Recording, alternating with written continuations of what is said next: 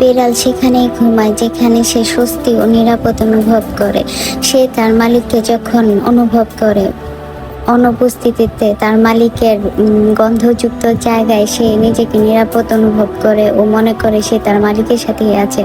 বিড়াল কখনোই জানে না তার মালিক কোথায় গিয়েছে, কি করতে গিয়েছে, সে স্কুল কলেজ বা বিড়াল জানে না সে মার্কেটে গেছে কিনা। বিড়াল শুধু জানে তার মালিক হচ্ছে তার জন্য খাবার খুঁজতে গিয়েছে, সে শিকারে গিয়েছে, সে শিকার করতেছে, যুদ্ধ করতেছে, যুদ্ধ করে তার জন্য খাবার নিয়ে আসবে। সে মালিক না ফেরা পর্যন্ত অনেক চিন্তিত থাকে ও ভাবতে থাকে যে মালিক কি আজকে খাবার আনতে পেরেছে কিনা। যখন মালিককে খালি হাতে দেখে সে ভাবে যে মালিক অনেক যুদ্ধ করেছে, শিকার করার চেষ্টা করেছে কিন্তু কিছু আনতে পারে নাই।